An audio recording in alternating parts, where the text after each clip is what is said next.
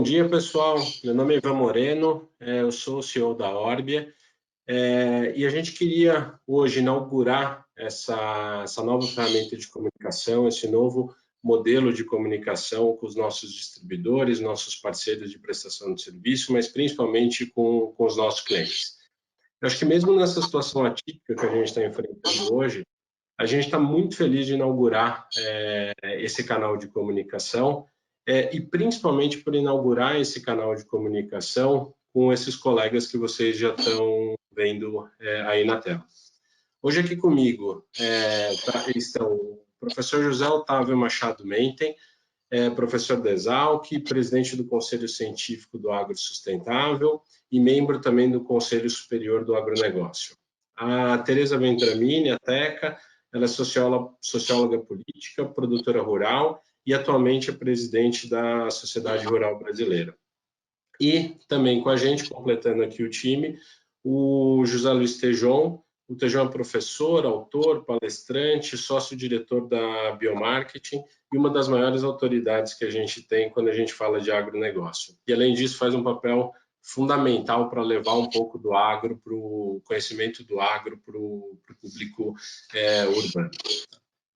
E aí, pessoal, antes de eu passar a palavra aqui para os nossos palestrantes, eu queria dar aqui para vocês uns 3 ou 4 recadinhos que a gente tem e também fazer um agradecimento.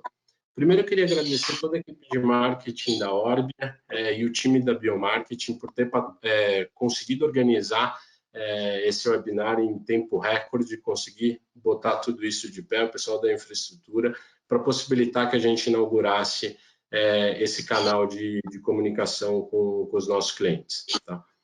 Um outro recado que eu queria passar para vocês é que no Instagram da Orbia, a gente vai estar com um ilustrador numa live. Então, o que os nossos palestrantes estiverem falando durante aqui a apresentação, vocês vão poder acompanhar também pelo Instagram da Orbia através das ilustrações que estão sendo feitas lá.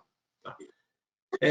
O terceiro ponto aqui, pessoal, falar um pouquinho da agenda, de como é que a gente vai se organizar nessa próxima 1h30, 1h40 que a gente tem aqui do nosso webinar.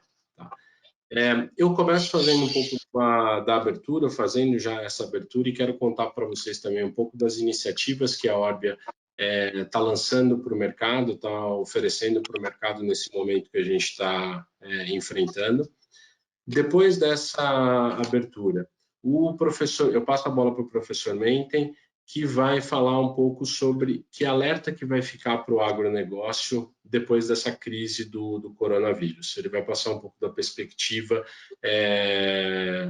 tanto dele quanto da Exalc sobre quais os alertas, o que a gente tem que ficar atento no agro depois dessa crise do coronavírus. Tá?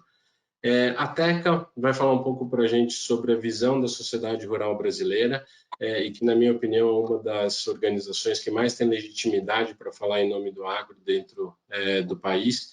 Então, ela vai falar também um pouquinho sobre qual que é a situação futura do agro e a visão da sociedade rural brasileira sobre esse ponto após essa pandemia que a gente está enfrentando.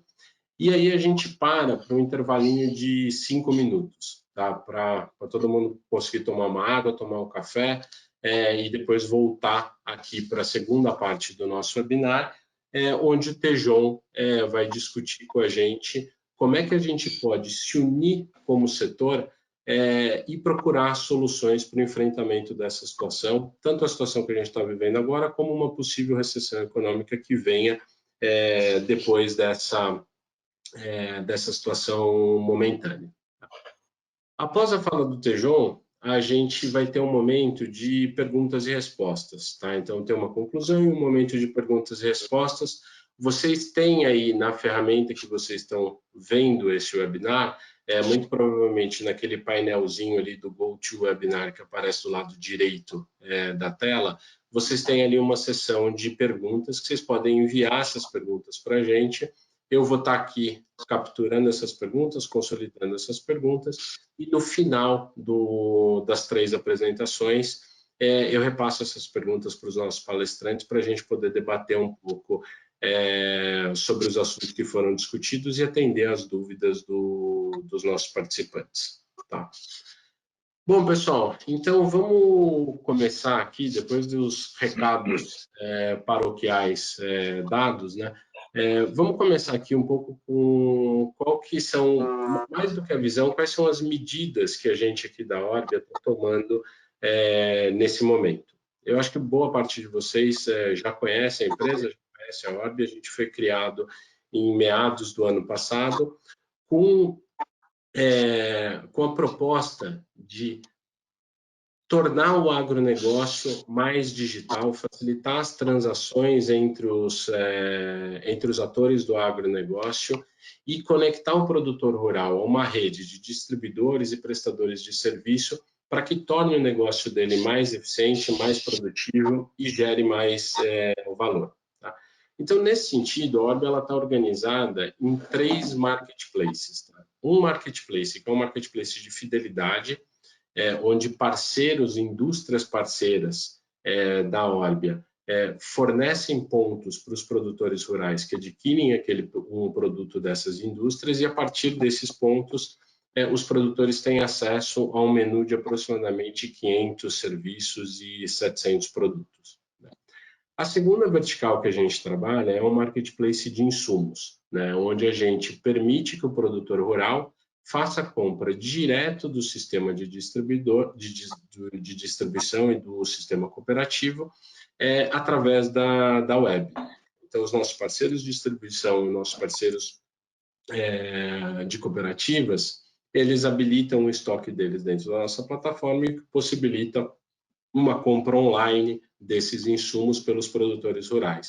E que nesse momento onde a gente está com um distanciamento social, pode ser uma ferramenta para ajudar a continuar os negócios dentro do agro, sem a necessidade de tanto contato pessoal. E a terceira plataforma é uma plataforma de commodities, que a gente deve lançar agora dentro de 1 ou 2 meses, onde a gente permite que o produtor rural faça a comercialização de commodity deles direto com as trades, distribuidores e cooperativas de maneira digital. Bom, pessoal, dentro desse modelo de negócio, quais são as medidas que a gente está lançando? A gente lançou ontem e elas ficam válidas até o final de abril, para tentar ajudar o agronegócio nesse momento que a gente está passando. Tá? Quando a gente olha do ponto de vista dos distribuidores, a gente está reduzindo todas as nossas comissões em 50%, ou seja, a gente está cortando nossas comissões pela metade para dar um fôlego e dar a possibilidade dos distribuidores continuarem comercializando os insumos deles com os produtores, sem a necessidade de tanto contato físico. Então, essa foi uma das medidas que a gente adotou para o distribuidor. E a segunda, a gente também está com valores promocionados nos pontos para os distribuidores que querem comprar ponto e incentivar o produtor rural a fazer essa compra online. A gente está com preços promocionados na compra desses pontos. Para os nossos prestadores de serviço, como eu falei para vocês, hoje a gente tem por volta de 500 serviços dentro da plataforma e, obviamente, boa parte desses serviços, eles precisam de uma interação pessoal, né, onde um prestador de serviço vai até uma fazenda, vai até uma distribuidora ou até uma cooperativa para executar aquele serviço. A gente sabe que, nesse contexto que a gente está vivendo, pode ser que algumas dessas empresas tenham dificuldades de manter os negócios na mesma velocidade que eles estavam fazendo antes desse distanciamento social. E isso pode trazer uma dificuldade de caixa para essas empresas, de fluxo de caixa para essas empresas. Então, a gente adotou aqui na Orbia uma medida de antecipar o pagamento para todos os prestadores de serviço, sem nenhuma taxa de antecipação, também até o dia 30 de abril. Então, os prestadores de serviços que já têm serviços prestados, que já têm notas emitidas, podem procurar a gente pelos nossos canais para fazer essa antecipação de pagamento e, com isso, a gente acredita que pode dar uma força para o fluxo de caixa dessas empresas.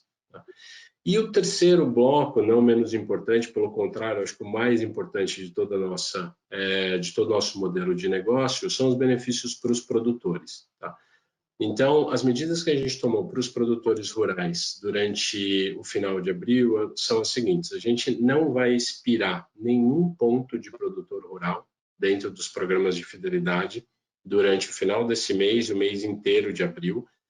Isso eu acho que pode dar um fôlego e um tempo para o produtor rural e um acúmulo de pontos para o produtor rural um pouco maior, para que ele possa, de fato, fazer uso dessas trocas e ser beneficiado pelos serviços que estão dentro da plataforma. Tá? Além disso, a gente está organizando dentro da nossa plataforma um menu de serviço que seja exclusivamente online e falando com esses prestadores de serviço para levar esses serviços com preço promocionado para o produtor rural.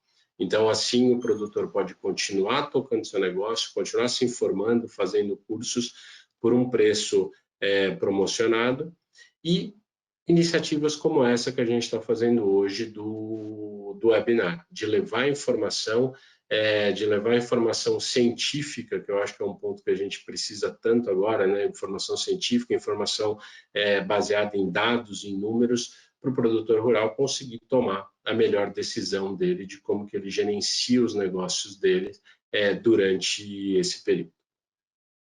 Bom, pessoal, com essa introdução feita e depois de falar um pouco sobre as medidas que a Orbia está tomando no mercado, eu dou o bom dia oficial e convido o professor Menten, professor Desalc, uma instituição que eu, embora trabalhe há mais de 20 anos dentro do mercado agrícola, não sou agrônomo, mas sou uma instituição que eu aprendi a admirar pelos colegas agrônomos e pela interação que eu já tive durante a minha carreira com essa instituição, que vai passar um pouco para a gente dessa visão da Exalc, dos impactos que isso pode ter dentro do agronegócio.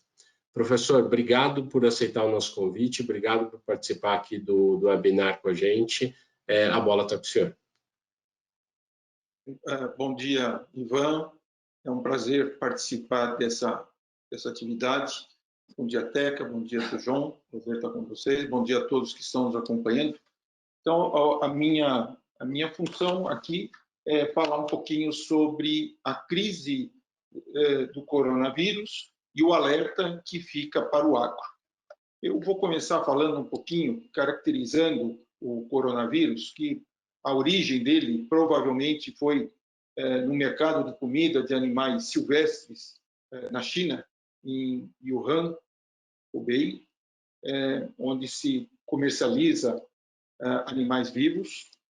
E final de 2019, início de 2020, foi caracterizado esse novo vírus que pertence à família coronavírus, que é constituída de diversos gêneros, espécies, cepas, e o vírus que está causando a doença atual, chamada de Covid-19, é o SARS-CoV-2, que é o agente causal que agora já foi caracterizado como uma pandemia, tem como principal transmissor o homem, daí a necessidade do isolamento, do distanciamento, principalmente os idosos, além de cuidados de higiene, principalmente as mãos, mas também tomar cuidado com o sapato, com a utilização, a higienização das roupas, uso de máscara, e embora ainda falte consenso, né, tudo indica que nós temos que dar uma ênfase muito grande ao achatamento dessa curva epidemiológica para evitar danos maiores. A situação atual é bastante preocupante, né? No mundo, nós temos cerca de 475 mil casos e 21 mil mortos. Aqui no Brasil, nós estamos com 61 casos e o número de mortos também já é preocupante. O problema é sério em algumas regiões. A China provavelmente já tenha passado pelo pico, mas ainda continua forte na Itália. Nos Estados Unidos é cada vez mais preocupante. Aqui no Brasil, nós estamos com 2.500 casos, 59 mortos, mas esses números mudam frequentemente. E, embora se discuta muito a importância de eventos que mais causaram mortes ou de epidemias antigas, é inegável que as ações que vêm sendo tomadas em quase todos os países, incluindo o adiamento dos Jogos Olímpicos no Japão, mostram que, embora seja cada vez mais necessário que nós tenhamos dados confiáveis, há uma necessidade de atrasar o início dessa epidemia, reduzindo a sua taxa de aumento, e a melhor maneira de fazer isso é a quarentena. Enquanto isso, o setor de saúde pode se preparar para disponibilizar mais leitos em UTIs. Nós estamos vendo um esforço grande aqui em São Paulo com a instalação de hospitais no Pacaembu, no Anhembi, no Campo de Marte, estado de emergência ou de calamidade pública na maior parte, em grande parte dos municípios e dos estados. Nesse momento, fica claro a importância da ciência, da pesquisa e desenvolvimento, da tecnologia. Ou seja, nós precisamos de informações confiáveis para poder tomar decisões e buscar soluções técnicas. Então, nós vemos o grande esforço que existe na obtenção ou na disponibilização de testes diagnósticos mais rápidos, mais confiáveis, estudos sobre onde sobrevive esse vírus, em que tipo de superfície, existe até a preocupação se ele pode sobreviver em alimento, e não existe evidência disso daí, quais os produtos desinfetantes que nós podemos utilizar, como que eles podem ser aplicados, qual é a sua eficiência, discussão a respeito do isolamento horizontal, que é aquele que pega toda a população, para um isolamento vertical, que seria mais restrito aos idosos, e se nós não ouvirmos a comunidade científica, nós podemos cair em decisões que não têm como base a ciência, decisões baseadas em ideologias, interesses políticos, partidários, eleitorais, que não interessam para a saúde, para o desenvolvimento do nosso país. Nós vemos um grande esforço, inclusive na pesquisa, cidades públicas, privadas, empresas, a FAPESP injetando 30 milhões para desenvolver pesquisa, e temos que tomar muito cuidado em buscar fontes que a gente tenha segurança para evitar os fake news, respeitando posicionamentos diferentes que possam existir entre técnicos do setor. Se nós fizermos uma análise do impacto dessa doença na sociedade, eu acho que a nossa geração aqui certamente nunca viveu um problema como esse, e na literatura a gente encontra poucas situações onde o planeta todo está se mobilizando para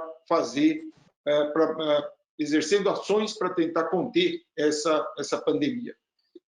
Certamente isso impacta a sociedade. A restrição da liberdade, restringindo a circulação das pessoas, de produtos, bloqueios que vêm ocorrendo, mudanças de comportamento, como a gente buscar alimento ou outros produtos através do delivery, o fechamento de diversos setores do comércio e da indústria, críticas ao consumo de alimentos exóticos, como os animais silvestres, pela suposta origem desse vírus, nesse tipo de atividade, possibilidades de desabastecimento, a gente já vê em alguns locais a corrida a supermercados, aumentos nos gastos com medicamentos, uma crise política que começa a se instalar, envolvendo presidente, governadores, prefeitos, Congresso Nacional, entidades, setor produtivo, e com isso uma perspectiva muito boa que a gente tinha de reformas a serem feitas aqui no país, reformas necessárias, tributária, administrativa, político, elas acabam ficando para um segundo plano. E existem os aspectos econômicos, e tudo isso aí acaba refletindo no agro. O agro está dentro dessa sociedade como um todo. Entre os aspectos econômicos, a maior preocupação, sem dúvida, é a recessão.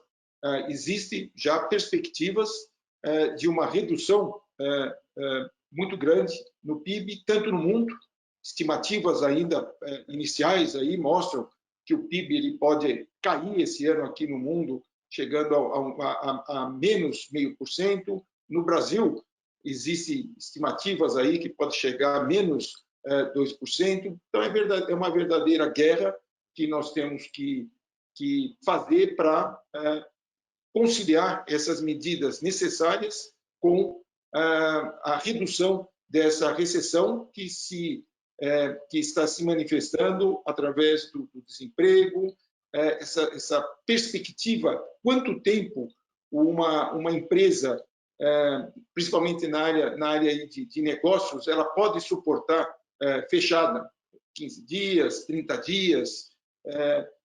Os efeitos já estão aparecendo, com juros menores, fugas de capitais, com a queda na bolsa, desvalorização do real, fechamento ou pouco serviço, impacto em serviço de hotéis, restaurantes, turismo, encarecimento de alguns insumos importados, como, por exemplo, fertilizantes, os defensivos, uma grande crise de confiança.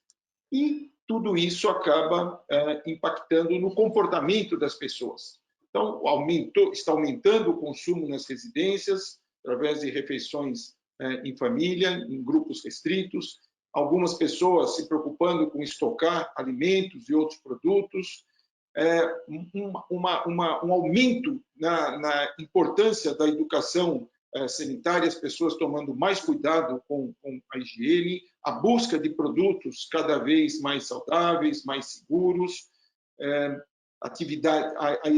desenvolvimento cada vez mais de atividades à distância, como essa que nós estamos realizando, mas isso também provavelmente vai trazer um pouco mais de união, um pouco mais de amor nas pessoas, porque um depende do outro. Cada vez fica mais claro que a gente não vive sozinho e a decisão dos outros acaba afetando a nossa segurança. E aí também uma posição que talvez aí os países ricos eles devem ajudar, ou quem tem mais deve ajudar os mais necessitados. E algumas ações têm que ser feitas, estão sendo estudadas. A primeira é que o mais importante hoje é salvar, é preservar vidas. E para fazer isso, mesmo que haja os problemas que também são importantes, né, de salvar a economia, etc., nós temos que injetar recursos. Estamos vendo que nos Estados Unidos já se fala na injeção de 2 trilhões de dólares, aparentemente algo totalmente novo. No Brasil está se falando na injeção de 1,2 trilhões de reais no sistema bancário. O importante é que esses recursos eles atinjam os mais vulneráveis.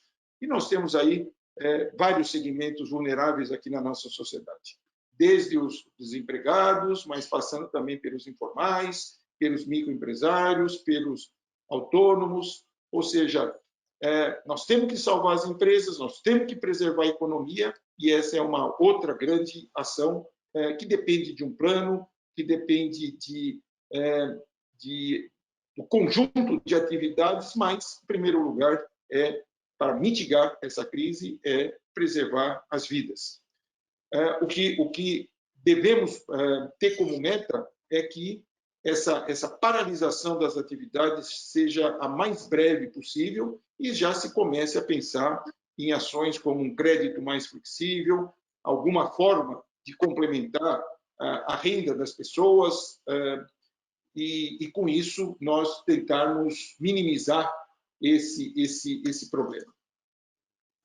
Diretamente no agro, o que eu destaco como mais importante é que ficou claro que o agro não pode parar. O agro já foi o responsável para que o Brasil superasse crises recentes, 2014, 2015, 2016, e ele hoje é reconhecido como uma atividade essencial, tão importante para superar essa crise como é a área da saúde, envolvendo desde o atendimento médico, a disponibilização de medicamentos, como a parte de saneamento e limpeza, que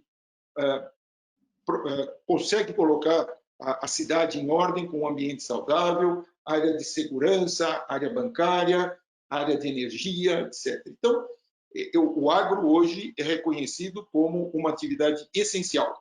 E o agro como um todo, em toda a sua cadeia, desde todos os seus elos, os elos da sua cadeia, desde as atividades antes da porteira, envolvendo os insumos, as máquinas, como o dentro da porteira, onde nós temos lá os heróis que estão no campo, produzindo os vegetais, produzindo os animais, produção animal, que após saírem dessas propriedades, elas vão para as chamadas atividades depois da porteira, envolvendo o beneficiamento, o armazenamento, a industrialização, a distribuição, até chegar à comunidade que vai consumir esses alimentos do agro, quer seja como alimentos, que é uma grande preocupação, mas nós devemos lembrar que é o agro também que está fornecendo energia, como o etanol, fibras, o algodão, a celulose, para a confecção de inúmeros produtos que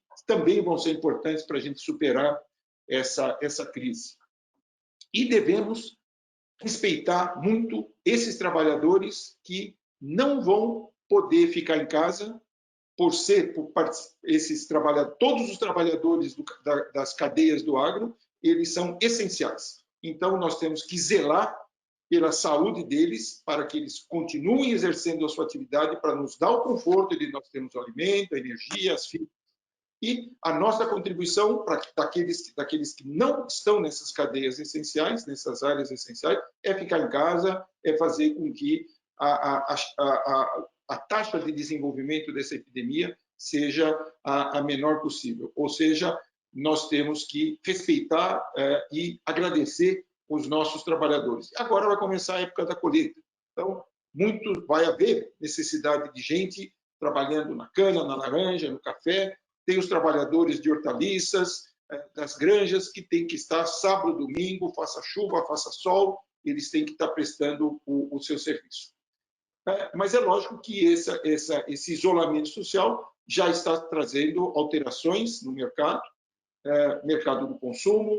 Tem alguns setores que a gente percebe, esses estudos são muito recentes ainda, mas a gente já percebe que alguns setores estão sendo afetados, como o setor energético, o setor de flores, a área de commodities, como soja, milho e café, uma perspectiva de queda nos preços internacionais, mas existe uma grande preocupação na possível redução de consumo de perecíveis. Apareceram algumas informações de agricultores de Mogi das Cruzes, produtores de shimeji, descartando produtos por falta de consumo, que é um produto específico. O mesmo vem acontecendo na cadeia de orgânicos. Algumas hortaliças também já não estão encontrando consumo adequado, mas, mais uma vez, é muito importante nessa área aí das consequências, uma comunicação adequada. É importante que a população saiba que uma alimentação adequada, uma alimentação saudável, e o Brasil produz alimentos saudáveis, não só para atender a sua população, mas para atender centenas de países que importam produto do Brasil. Nós produzimos alimentos saudáveis. Evitar as fake news, não polemizarmos muito em posições divergentes, trabalhar em cima daquilo que é o nosso foco, que é sermos importantes em colocar esse alimento de qualidade para a população. O próprio Ministério da Agricultura está dando um exemplo de disponibilizar 84 laboratórios para diagnóstico agora desse vírus, disponibilizando os seus laboratórios. E todas essas medidas que estão sendo tomadas, eles são importantes, né? Nós temos que verificar como ajudar o setor do agro através de um crédito, de uma tributação. É necessário que as federações, os sindicatos, as associações, as cooperativas estejam atentas a informar de maneira adequada, ter um canal que represente bem o produtor junto com as autoridades, levando de maneira clara problemas específicos que vão surgir, pode ser no caso da saúde dos seus trabalhadores, nos seus processos produtivos, mas é importante que esse abastecimento, a tendência é que nós possamos atender o abastecimento necessário. Estamos vivendo a maior safra de grãos, os trabalhos dos produtores rurais continuam, os trabalhos do Ministério em termos de fiscalização, vigilância, garantindo esses alimentos seguros, mas é muito importante que haja uma coordenação dos trabalhos, das ações a serem tomadas pela União, pelo Estado, pelos municípios e pelas instituições.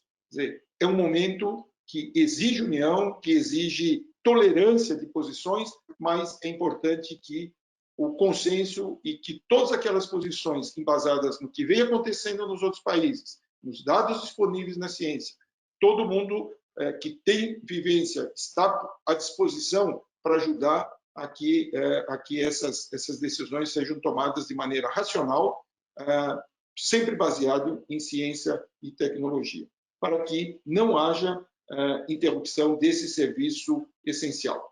E aí nós ficamos na expectativa do que vai poder acontecer em alguns setores. Nós já vimos que, por exemplo, setor de flores, já existem indicações de uma redução drástica, mesma coisa com o setor de camarões, a parte de hortaliças, estamos acompanhando, existe essa possibilidade até de aumentar o consumo de hortaliças devido à boa imagem que esse alimento tem, as pessoas buscam um alimento de boa qualidade, assim como as frutas. Existe preocupação no setor de insumos, como, por exemplo, defensivos. Nós dependemos dos ingredientes ativos que são importados principalmente da China, e temos que estar atentos a todas essas variações para que possamos conseguir sucesso. Infelizmente, já tivemos cancelamento de eventos muito importantes, como o Tecnoshow comigo, AgriShow, e lembrar que o Brasil, o maior importador de alimentos do Brasil é a China. Então, existem todas essas preocupações. Esse comércio bilateral Brasil-China é importantíssimo para o agronegócio e há necessidade de que tratemos esse assunto com toda a diplomacia, com toda a técnica e tendo todos esses talentos do Brasil aí para fazer esse trabalho. Muito obrigado pela oportunidade, fico à disposição aí para eventuais perguntas ou complementações ou detalhamentos das ideias que procurei passar aqui. Um abraço a todos. Obrigado, professor. Obrigado, professor Menten. Eu anotei aqui alguns pontos, eu também tenho aqui a listinha já de perguntas, eu acho que sim, a gente vai precisar sim debater alguns pontos a mais, pessoas aqui perguntando sobre um possível risco de desabastecimento, como estão as cadeias de fertilizante, mas na parte final das conclusões e das perguntas e respostas, aí a gente vai mais diretamente nas perguntas. Tá? Também aqui quero agradecer as pessoas que estão colocando aqui as mensagens de parabéns por a gente ter feito aqui o webinar. Então, o Antônio Silva, que está falando com a gente direto de Portugal, de Lisboa, o José Tonon, que mandou um abraço para todos os palestrantes aqui.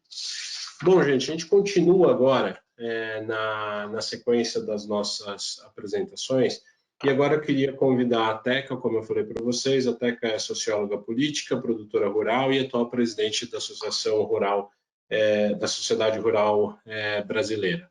E ela vai falar um pouco para a gente sobre qual que é a visão da SRB sobre essa situação e como é que o agronegócio, ela também como produtora rural, como que o agronegócio e ela mesma está vendo essa situação. Teca, obrigado por ter aceito o nosso convite, direto aí da Fazenda, nosso melhor fundo aqui, sem sombra de dúvida, de todas essas, nós 4 aqui. A gente agradece demais o esforço que você fez para estar aqui com a gente. A bola está com você. Bom dia, estão me ouvindo bem? Tudo bem? Bom dia a todos. Olha, muito obrigada, Ivan. Muito obrigada aí da oportunidade. Estou muito satisfeita de estar nessa quarentena, mas estar podendo aí falar aí com os meus amigos, né? Falar com esse Brasilzão aí, que a gente sabe que aqui nesse webinar tem muita gente aí desse Brasil que está com a gente aí, está ouvindo. E eu quero agradecer essa oportunidade de estar com os feras, Ivan. Aí eu ouvi você falar, gostei demais de você contar aí da sua empresa. Professor Tejon, um grande e antigo conhecido, amigo aí do agro, e o professor Menem agora, que tá, eu adorei essa aula, professor da aula, né? Então, assim, foi muito bacana. E eu queria começar contando para o professor que eu tô aqui, né? Eu tô aqui na roça, tô aqui na varanda, torcendo para que nada que eu consiga continuar falando, que não passe nada atrás. Você já sabe, já tentei dar uma segurada aqui na coisa. Mas eu queria contar para o professor, antes de começar a falar um pouco, que eu aprendi a fazer pecuária aqui na fazenda com o exalquiano. Eu aprendi com ele, com o Arlindo, a fazer pasto de qualidade. A partir disso, eu comecei a fazer uma pecuária boa, rentável. Então, isso daí queria devolver isso daí para o professor. Olha, gente, minha fala... Obrigada, professor. A minha fala... Eu queria falar um pouco da sociedade rural brasileira, 100 anos de sociedade rural brasileira. Essa nova diretoria, eu assumi a presidência há dias, há um mês e pouco só, e eu entrei, né, junto com o Brasil, com o mundo inteiro, nesse turbilhão, do coronavírus. Né, falar um pouco do coronavírus e falar de futuro, né, que o Ivan pediu para a gente falar de futuro. E acho que a última coisa que nós vamos ter aqui é um bate-papo aí com essa moçada que está aí com a gente. Olha, gente, falar da sociedade rural brasileira, até para a gente se situar, para quem não conhece a rural, para quem está conhecendo hoje ou já conhece, é falar de 100 anos, né, de uma tradição. A rural foi fundada em 1919 e principalmente na época do café. Né? Tanto que a gente tem os departamentos, os comitês, o departamento do café é um dos mais fortes ainda na rural. E falar da rural é falar de 22 conselheiros que eu tenho junto, eu tenho a honra de estar junto, e falo que é uma outra universidade que eu faço.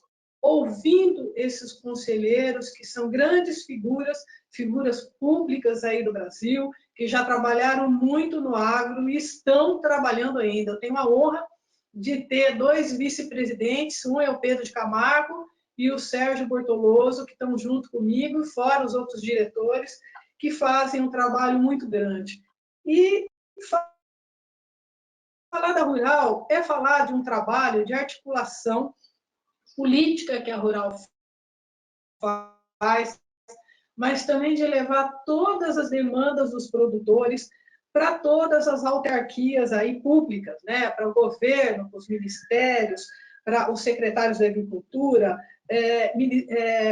para os tribunais de justiça. Então, é a gente fazendo essa ponte o tempo inteiro, ouvindo o produtor rural, estando com ele. E a gente tem outras frentes que a Rural toca. Eu estou na Rural há 3 anos e pouco só, 3 anos e 1 mês, né? Eu fui diretora de pecuária e agora estou presidente, aprendendo aí tudo isso aí junto. Mas tem uma outra coisa que a Rural faz muito, que é estar junto com grandes grupos. Então, ela está muito próxima e tem um trabalho lá no Instituto Pensar Agro, com a Frente Parlamentar do Agronegócio.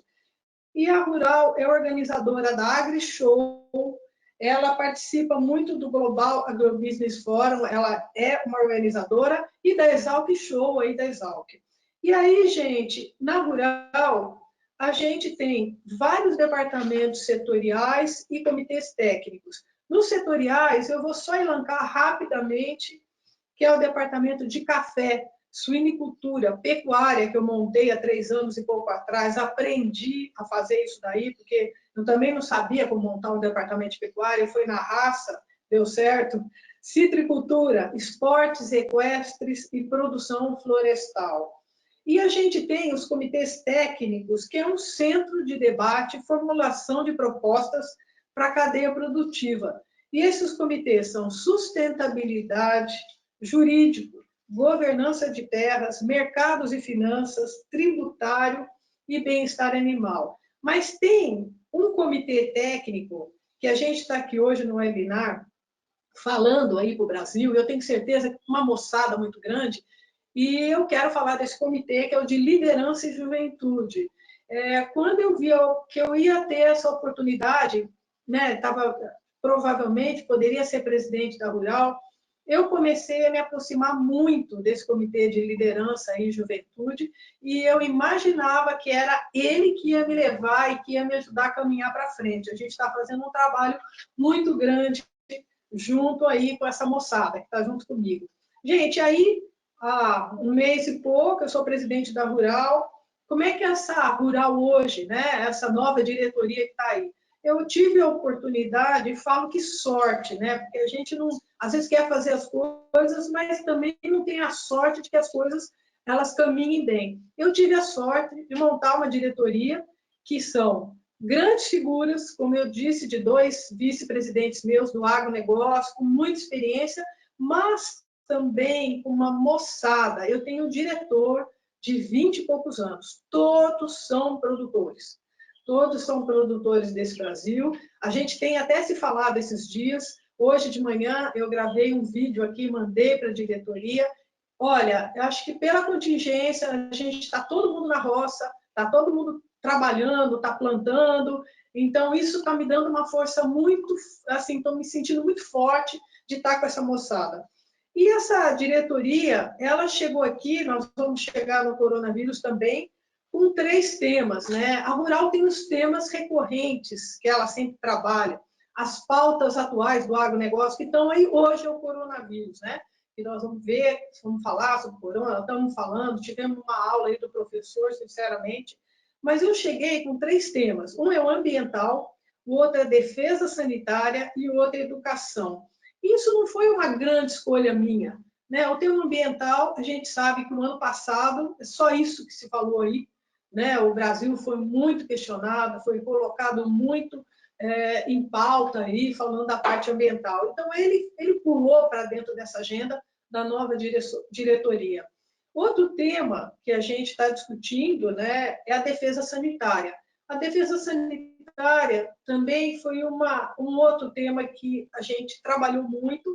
Eu faço parte do Plano Nacional, estudo isso junto com o governo, Plano Nacional de Erradicação da Vacinação de Febre Aftosa. Eu estive muito junto com isso, a gente sabe dos problemas que o Brasil está tendo com a peste suína clássica, rezando para não chegar outra peste suína aqui. E a educação, gente, é isso tudo aí. É isso tudo que nós temos que fazer. Eu acho que vai ter muito a ver com a educação que nós vamos ter, aprender, junto com o coronavírus. E a educação ela tem um pé também de um trabalho que eu fazia já com pequenos produtores rurais aqui no interior de São Paulo. Foi um chamado que eu falo de uma região aqui no interior de São Paulo, de pequenos produtores, assim, de 10 hectares, 15 hectares, que estão ficando fora do jogo. A Rural começou a fazer esse trabalho e a gente está dando essa continuidade agora. E eu já montei 2 comitês e departamentos, que um é um comitê de inovação e novas tecnologias, que está bombando na Rural, estamos falando muito.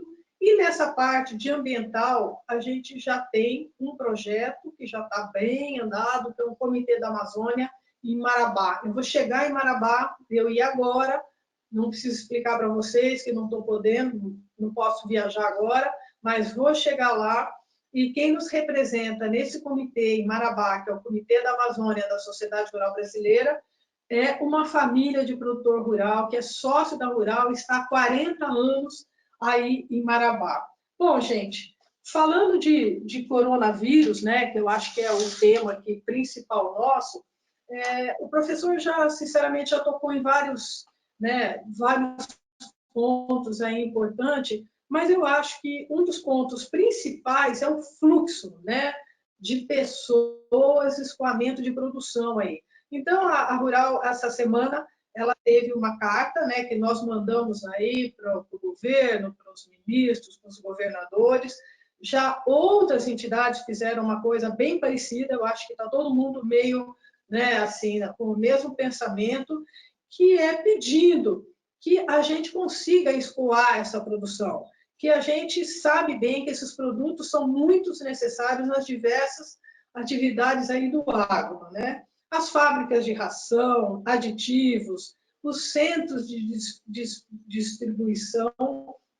E tem uma outra coisa que a gente está pedindo para ficar aberto, que são os produtos para pet. A gente não pensa, mas hoje em dia, os pequenos animais também, que é uma coisa que a Rural não fala quase de pequenos animais, mas, gente, eu acho que eles estão dando hoje até uma saúde mental melhor para as pessoas de mais idade. Provavelmente eles estão ajudando, né, em casa, dentro dos apartamentos. Eu estou aqui hoje, né, numa fazenda aberta, mas a gente sabe que a grande parte do Brasil, né, as grandes cidades, está todo mundo fechado dentro de um pequeno apartamento. Então, o agro é isso também, né? O agro são os grandes animais, as grandes produções, como já foi citado aqui, mas a gente tem que ter um olhar para isso também.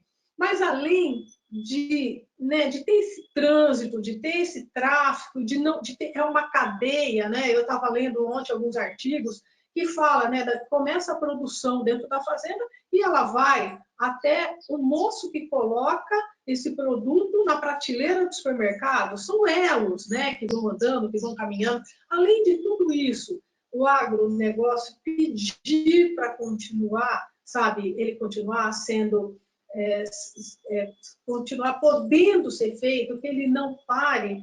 Gente, a coisa que eu mais gosto de falar, né, além dessa importância e da pujança do agro, é falar de pessoas. Então, o que a sociedade rural brasileira, essa produtora rural que está aqui, né, com vocês, o que eu penso é da gente olhar e ter um cuidado e um carinho especial com os nossos colaboradores e até para quem não é colaborador, para quem está perto, até para o desconhecido. Eu acho que isso é uma coisa humanitária. Os colaboradores, gente, a gente está vendo muito uma necessidade básica aqui dentro da fazenda, de hoje, da gente preservar a saúde desses colaboradores e fazendo, pedindo, incentivando cada vez mais para se usar uma EPI. A gente fala muito que tem que usar EPI, etc. Agora é a hora do produtor rural ter essa ênfase. Nós temos que preservar a saúde dessas pessoas, nós temos que olhar para qualquer sintoma diferente que esse colaborador tenha, para a gente poder agir, para a gente poder ajudar essa pessoa nesse momento de pandemia muito grande que o mundo e o Brasil também está vivendo. Eu acho que nesse quesito pessoas, né, eu tenho duas palavras que eu uso muito na minha trajetória, mas acho que hoje é muito bem colocada aqui, que é união, que a gente tem que estar unido, assim, com as pessoas que estão próximas a gente, mas uma união maior de estar conectado numa corrente, sinceramente, do bem, ouvindo as pessoas, tentando fazer com que essas coisas boas aconteçam, ouvindo, sinceramente, as demandas e solidariedade. Eu acho que é um momento de solidariedade, que a gente tem que realmente ter esse olhar para os outros. Futuro, gente. Vamos lá. Eu acho que já foi falado aqui os números do agro, né? Uma das maiores safras do agro, 240 milhões de toneladas, 120 a 125 milhões só de soja esse ano, né? Essas são as projeções, né? Esse segundo maior exportador mundial que é o Brasil.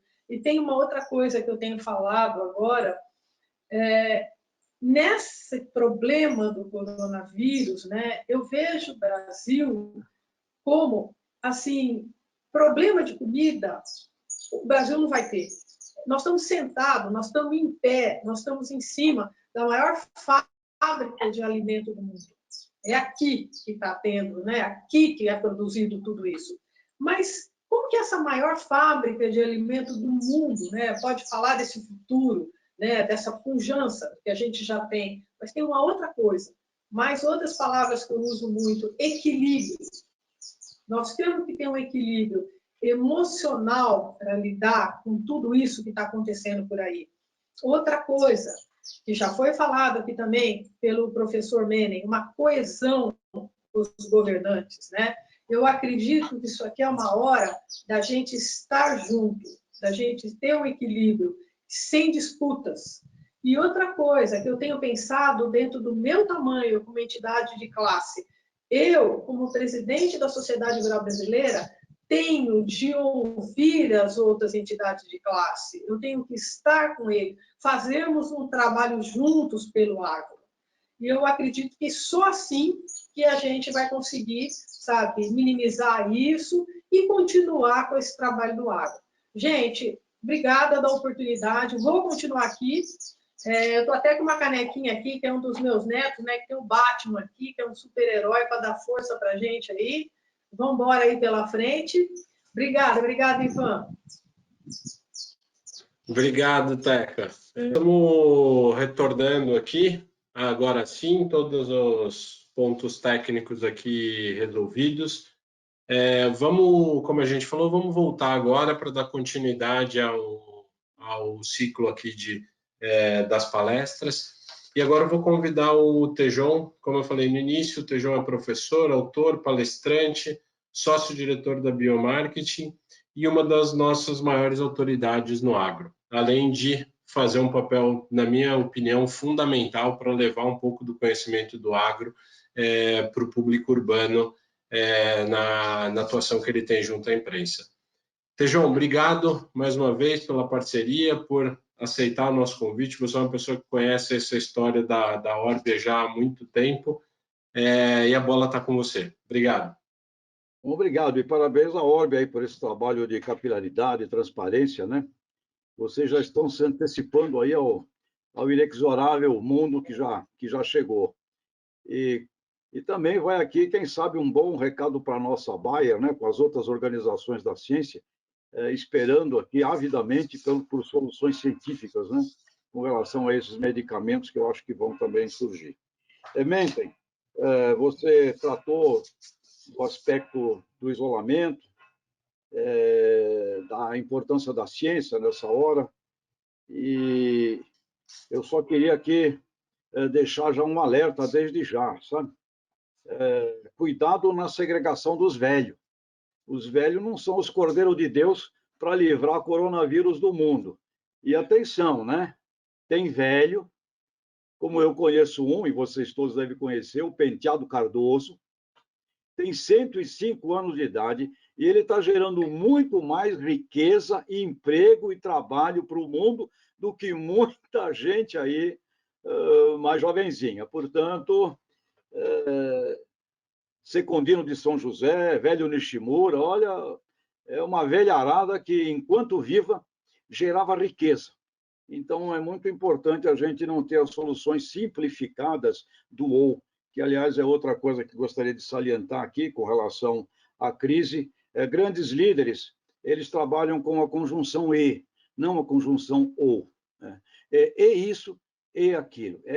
Mentem, enfrentamento científico dessa situação e, ao mesmo tempo, enfrentamento econômico. Não é ou isto ou aquilo, e a gente começa a ver coisas aí que, olha, velharada, se essa tendência pegar, nós vamos ter que criar uma revolução dos velhos no mundo, porque vão querer internar a gente, hein? 60 anos, né, para liberar a economia. Então, não é ou, é e. Essa que é a grande sacada. E, Teca, você falou aí dessa corrente, mencionou solidariedade, e isso é muito rico, porque nessas horas você vê a pessoa que é forte, que é agressiva, competitiva, e ao mesmo tempo empática, e ao mesmo tempo solidária, e ao mesmo tempo caridosa. Então, esta confusão dessa crise gigantesca, que nós nunca vimos igual, provavelmente igual ou maior a de 29, né? Você mencionou aí o café, eu estou imaginando o sofrimento daquela turma queimando uma safra inteira de café, né, tocando no fogo, como foi duro aquela experiência daquela crise, e essas crises transformam, essas crises mudam o mundo. Agora, a tua palavra de enfrentamento corajoso, forte, competitivo, agressivo ao mesmo tempo, a solidariedade é o que vai definir, doravante, os grandes novos líderes do mundo. Então, com relação ao nosso tema aqui, a união do setor em prol do enfrentamento da recessão econômica, e falando aqui em nome da Biomarketing, que é uma agência de inteligência de marketing a serviço da vida, e salientando, então, que agronegócio vira sinônimo de saúde. O Pedro de Camargo Neto, Teca, hoje seu vice-presidente aí na Sociedade Rural Brasileira, é o único brasileiro hoje que tem assento num grupo de estudos avançados de agribusiness em Harvard, estudando ainda com o professor Ray Goldberg, que é o velhinho, né? Velhinho Ray Goldberg, 93 anos de idade, o homem que criou o conceito de agribusiness nos anos 50. E hoje, graças aqui ao que o Pedro nos forneceu de informações, de livros atuais, passamos a compreender a mudança que já existia antes do coronavírus com relação ao aspecto da saúde. O Ray Goldberg, em Harvard, chama já de um food citizenship, uma agri-cidadania, um health business. Chama até de uma agricêutica. Então, nós teremos, com o coronavírus, uma transformação muito mais veloz para o conceito da saúde, envolvendo tudo o que está nas cadeias produtivas. E aí, professor Menten, com certeza, mitos sobre a saúde vegetal, mitos sobre a saúde animal, mitos sobre a nutrição humana, os produtos agroindustrializados que envenenam o planeta, não é? Veja, coronavírus, professor, e aí me corrija se eu estiver errado, surgiu de um local com um mercado de péssima condição sanitária, originado de uma cultura, pessoal, que dá para entender. Um país que, nos anos 60, final dos anos 60, morreram praticamente 40 milhões de pessoas de fome na China. Então, se liberou ali, caça tudo, como que puder. E isso virou uma cultura, inclusive, né? Uma cultura que ficou ali, e daquele péssimo mercado ali de condições sanitárias, se desenvolveu, então, essa mutação genética e o coronavírus. Agora, era um mercado local? Mercado local. Era natural? Tudo natural. Tudo animal, era tudo natural. Então, nós vamos passar a ver no novo agronegócio, ou nesse agri-health, nesse agro-saúde, nós vamos ver uma palavra que passará a existir doravante. Depende. É orgânico, é bom? Depende. É biodinâmico, é bom? Depende. É agricultura tradicional, é bom? Depende. É rastreabilidade, é bom? Depende. O depende fará parte, e como o professor Menten bem aqui representa a ciência, presidente do Conselho Científico do Agro Sustentável, protocolos científicos serão exigidos. E vejo nesta minha provocação a união do setor. Não mais somente isto vai acontecer para mercados sofisticados, para mercados com renda para pagar, para mercados com acesso à educação.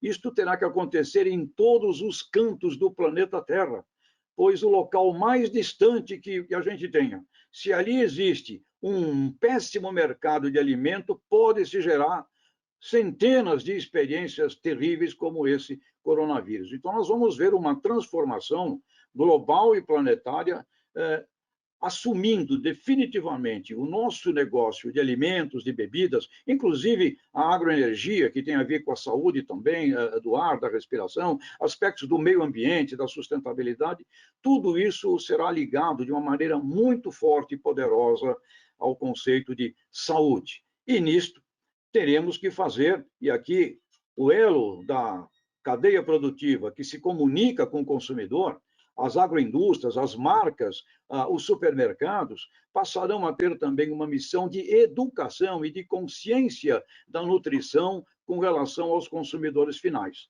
Não basta ter produtos seguros, será importante educar a população com relação ao que é saúde, o que é nutrição e, principalmente, a grande guerra que nós vamos assistir, numa época que nós vamos ter de crise, nós vamos ter uma época de recessão, e uma das grandes guerras contra essa recessão, que virá, sem dúvida alguma, é o desperdício.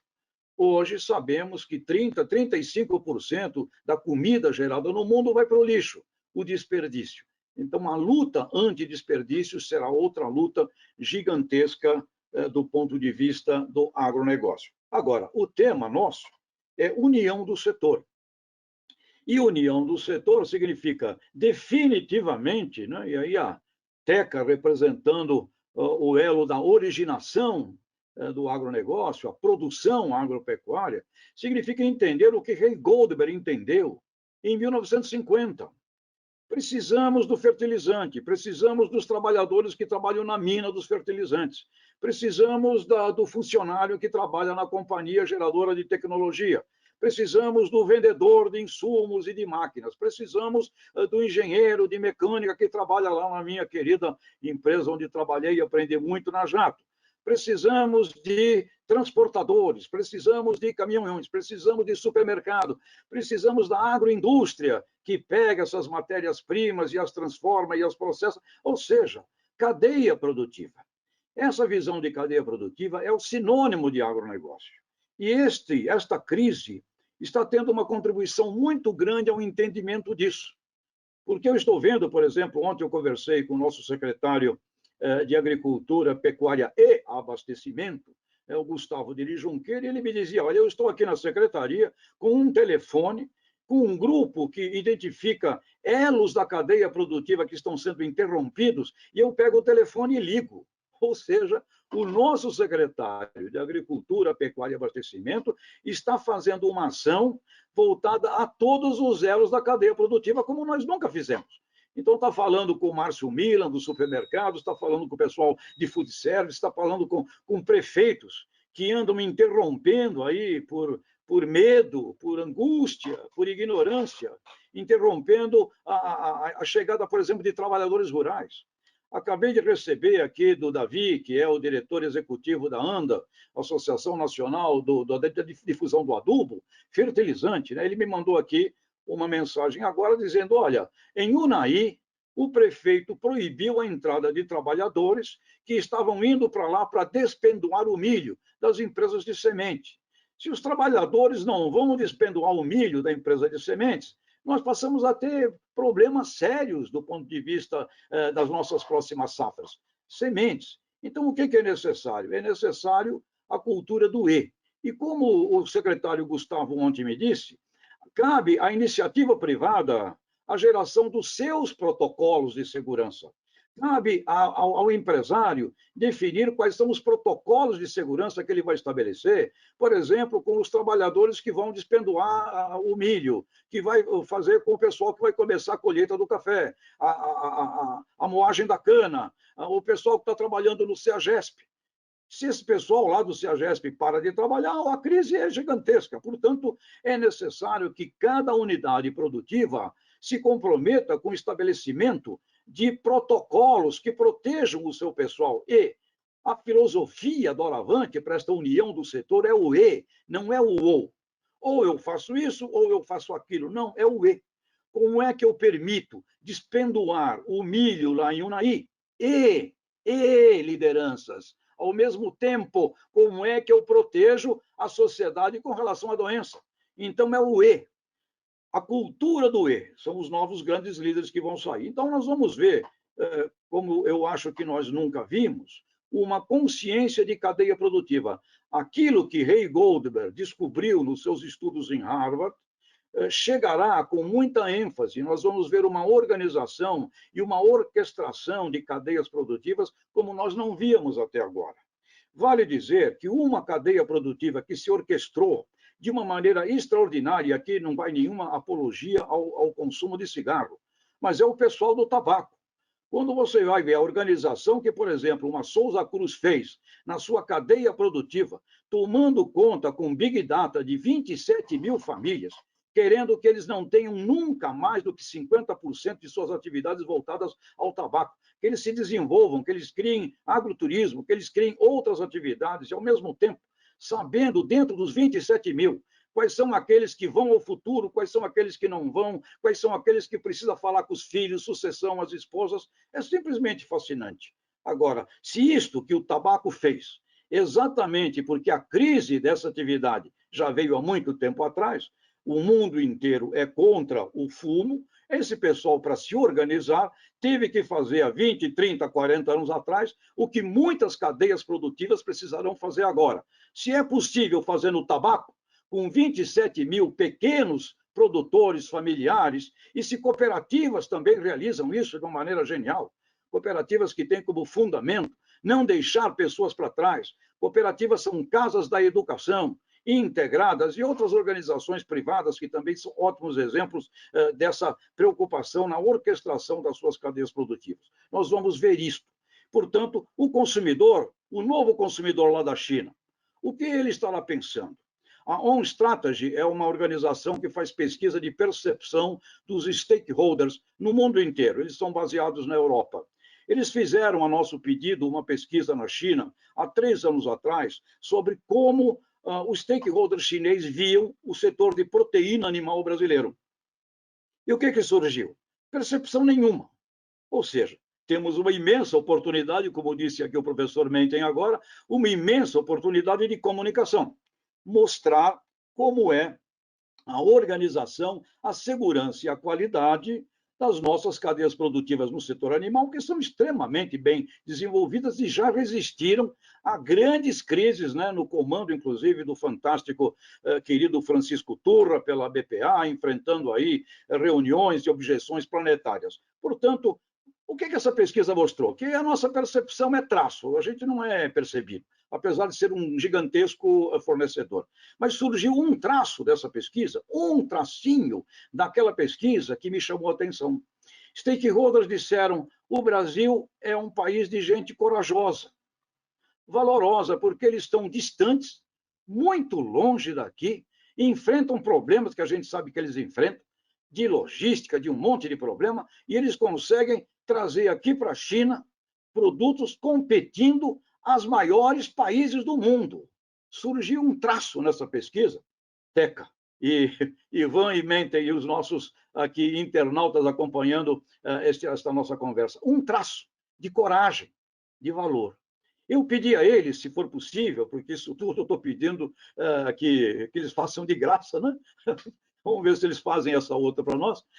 Como é agora a percepção dos stakeholders chineses no pós-coronavírus com relação à saúde, qualidade nutricional, originação de alimentos, para a gente observar as mudanças que deverão haver entre o antes-coronavírus e o pós-coronavírus. Ou seja, se nós entendermos tudo o que está acontecendo no mundo como uma grande oportunidade de apresentação do Brasil ao mundo inteiro, um país que significa segurança alimentar no cinturão tropical do mundo, coisa que há 40 anos atrás nós não tínhamos. Se nós pararmos com brigas internas, se nós pararmos com discussões estúpidas, na minha forma de ver, de esquerda e de direita, me lembra a conversa dos diretórios acadêmicos dos anos 60, 70. Parar com essa conversa tola do nós contra eles e assumirmos que nós, juntos e reunidos, com as melhores inteligências do Brasil, nós podemos sim mostrar ao mundo o que significa o Brasil, como, aliás, Roberto Rodrigues tem enfatizado, um país que significa sinônimo de paz, porque nós podemos produzir sob rigores imensos de sustentabilidade, de segurança, de aspectos sanitários, nós podemos produzir e oferecer ao mundo, neste momento crítico, uma série de ofertas de alimentos que, com certeza, na crise que nós vamos viver pós-coronavírus, na recessão que nós vamos viver pós-coronavírus, ou nós trabalhamos nesta união do setor, desde o antes, dentro, pós-porteira e muito mais, com uma grande consciência. O Brasil é um país que tem um PIB, agora com o dólar a R$5, baixou em dólar. Um PIB de 1,7 trilhões de reais, 1,8 trilhões de reais. Os Estados Unidos tem um PIB de 20 trilhões de reais. A China tem um PIB de 15 trilhões de reais. Nós não temos 2 trilhões de reais para fazer a maquininha que imprime dinheiro, soltar dinheiro por aqui. Nós não temos essa condição. O nosso PIB é pequeno. Pequeno, porém, de uma potencialidade gigantesca. O nosso Brasil não é para ter um PIB de 1,7, 1,8, 2 trilhões de reais. Isso é um PIB ridículo. O nosso Brasil é para ter um PIB de 5, 6 trilhões de reais, no mínimo. E temos condição de fazer isso? Sim, nós temos condição de fazer isso. Como? Compreendendo que a massa geradora de economia do agronegócio pode, desde o A do abacate até o Z do zebu, ser multiplicada em busca de negócios, planos de negócios, planejamentos estratégicos, e nós temos oportunidades de irmos ao mundo, acessar mercados e mais. Neste momento crítico, contar com fundos de investimento, contar com dinheiros que as nações ricas e os bancos terão que depositar novamente num plano Marshall, que não é o plano Marshall da Segunda Guerra Mundial, mas será um novo plano com relação à reinicialização do mundo, buscarmos, através da visão integrada de agribusiness, de uma agricêutica, de uma agri-health, oferecendo o país a mercados externos e, consequentemente, gerando dentro do Brasil riquezas e crescimento do PIB no mercado interno também. E o agribusiness é a única massa econômica que tem capilaridade, porque hoje um risco com relação ao abastecimento está muito mais em não permitirem repositores de gôndolas irem trabalhar nos supermercados do que produtores rurais. Os produtores rurais não podem parar, Teca. Você está aí, a natureza não para, você tem que continuar cuidando do boi, tem que continuar cuidando da soja, do milho. Meu amigo Heinz Kudes, lá do oeste da Bahia, está lá entusiasmado, mexendo na sua colheita, a natureza não para. Agora, se por incompetência e desconexão dos elos das cadeias produtivas tivermos desde burrice, de gente com medo e ignorante, não compreendendo que trabalhadores rurais que vão despendoar milho em Unai precisam ir, nós teremos um grave problema amplificado, não pela grande crise. A grande crise passa a ser menor e uma série de pequeninas crises passam a tomar uma dimensão que, reunidas, ficam maiores do que o coronavírus. Portanto, a união do setor, ela é doravante, não mais assim um ato de desejar ou de querer. Ela vai acontecer. E fica evidente para um supermercado que, se o pessoal de hortifruticultura tiver problema na packing house, nas suas áreas de embalagem, de manuseio das hortaliças, eles não chegam. Então, precisa se vincular cada vez mais aos produtores de hortifruticultura. E se alguém para uma indústria de produtos veterinários e o produto veterinário não chega para cuidar de qualquer problema com relação à proteína animal, para a proteína animal. Então, a consciência de cadeia produtiva é uma consciência que será forte e inexorável. E vai sair muito mais bem sucedido aquele segmento, aquele setor, aquela locomotiva agroindustrial que conseguir manter vivo os seus fornecedores, manter vivo a sua cadeia produtiva. E uma boa empresa, como eu aprendi a trabalhar nela, principalmente com Sunji Nishimura, um homem que faleceu aos 99 anos de idade, que criou uma empresa do zero, do nada, e que enfrentou dificuldades e crises imensas. O velho Nishimura, lá da Jato, ele dizia, na hora que a coisa vai bem, se prepara para quando ela vai mal. E na hora que a coisa vai mal, é que você vai crescer, porque você vai aproveitar que muita gente não vai conseguir superar. Então, empresa boa devia ter o seu plano preventivo de resiliência para poder simplesmente superar 30 dias, 60 dias de algo absolutamente inesperado, mas que Daniel Kahneman, criador, o ganhador do Nobel de Economia de 2002, disse: tudo o que acontece na economia é pura sorte e o acaso, muito mais do que as previsões dos nossos brilhantes economistas. Então, este acaso nos trouxe coronavírus e Deus queira que outro belo acaso nos traga o pós-coronavírus, com pessoas que vão aprender a trabalhar com o e não com o O. Eu não sei se esgotei meu tempo aqui, Ivan. Está perfeito, professor. Está perfeito, Tejão. Você tem o tempo que você quiser aqui.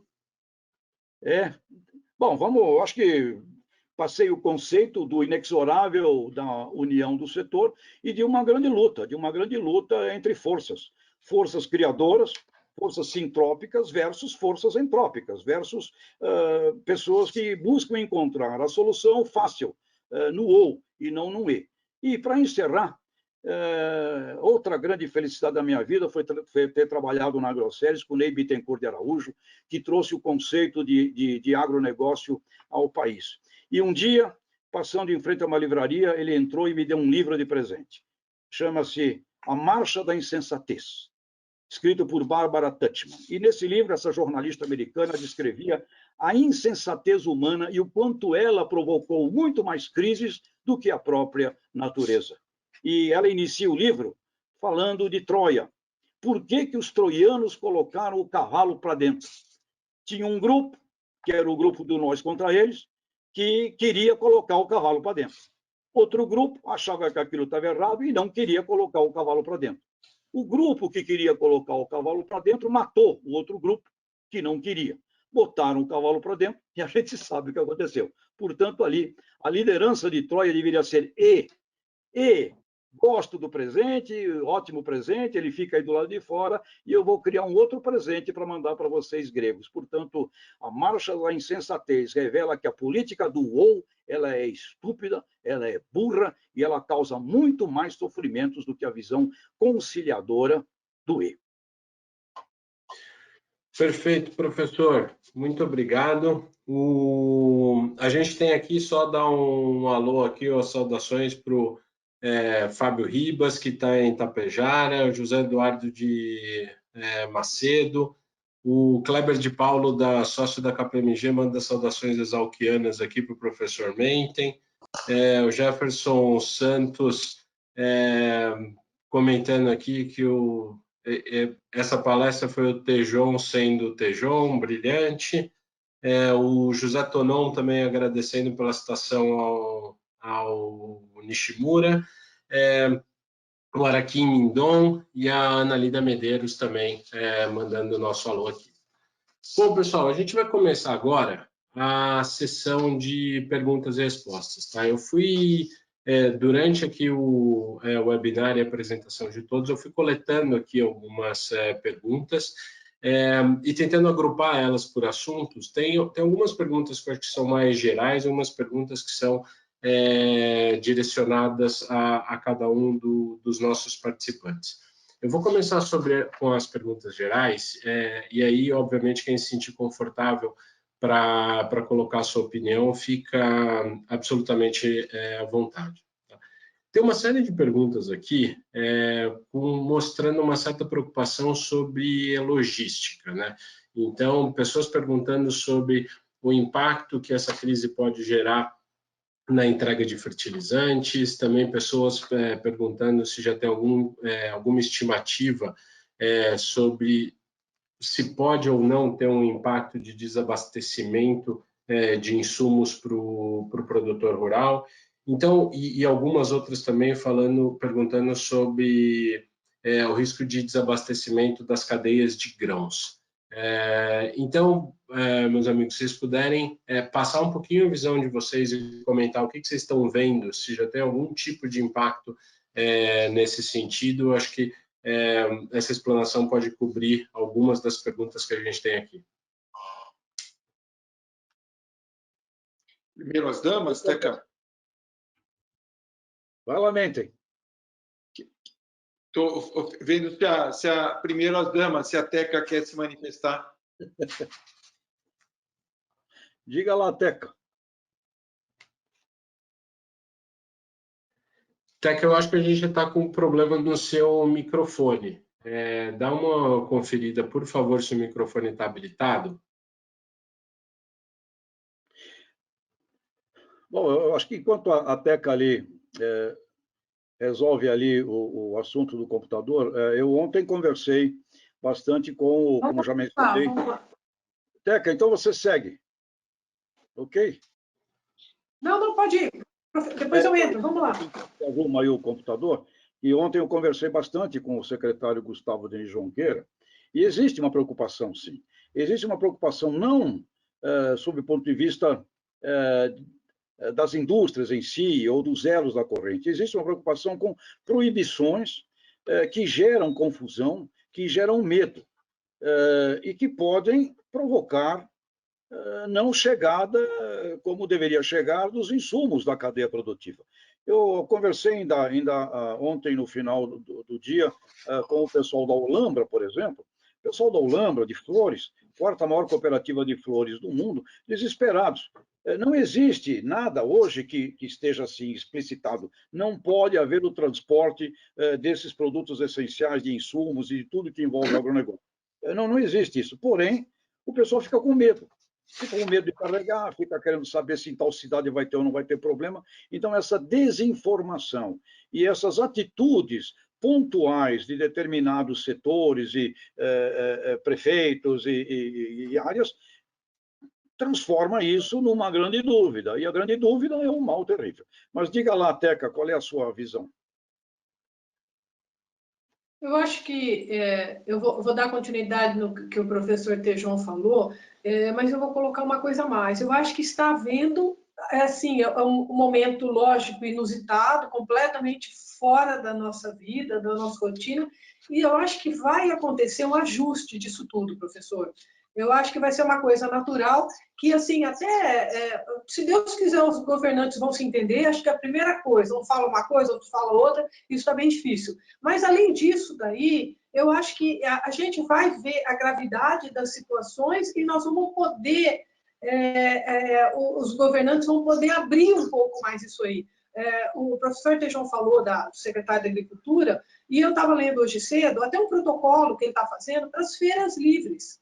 Então, provavelmente, as feiras livres devem voltar a funcionar. Eu não sei essa data, não sei como vai ser, mas vai ter algum protocolo, né, para as pessoas manterem uma distância uma da outra, não provar frutas, não sei o que lá. Então, eu acho que está acontecendo um ajuste, está acontecendo assim, uma conscientização melhor, tanto dos governantes como da gente que está produzindo, e a gente está achando um caminho junto. Agora, é óbvio que uma entidade como a minha e várias outras, a gente está muito próximo do governo e pedindo muito que isso não aconteça, que não aconteça, que pare isso, que pare o escoamento, que não chegue, que tenha uma preocupação, como o professor falou agora, da Ulambra, que não sabe se pode carregar, se pode andar para lá e para cá.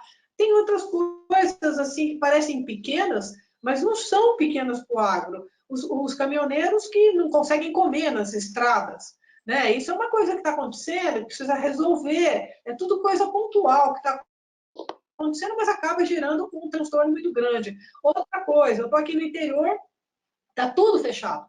Eu estou próximo de uma cidade que tem 16 mil habitantes. E aí ontem eu escutei num outro grupo uma preocupação que eu achei muito legítima, é o seguinte: e aí, né? As fazendas estão trabalhando, o agro está trabalhando, e se precisar de uma peça para um trator? Se precisar de um mecânico? Eu fui na cidade, está tudo fechado. Você não acha um mecânico de trator para arrumar, eles não podem trabalhar. As revendas estão fechadas também, as de trator. Então, eu acho que precisa haver um ajuste nisso também. Vai parar um trator? Quem está plantando agora, ou está começando uma colheita, como é que é isso aí? Então, eu acho que foi uma coisa que o Brasil pegou há poucos dias. Acredito nesse ajuste, acho que vai acontecer, e nós vamos, não só o agro, mas, se Deus quiser, acho que outras partes vão voltar a funcionar. A gente quer trabalhar. Eu vou também deixar meu comentário. É um momento de ajustes. Os tomadores de decisão, a gente entende a grande responsabilidade que eles têm, e aí normalmente é mais tranquilo usar o princípio da precaução. Mas tem que ouvir os técnicos. Os técnicos do setor têm que ser ouvidos.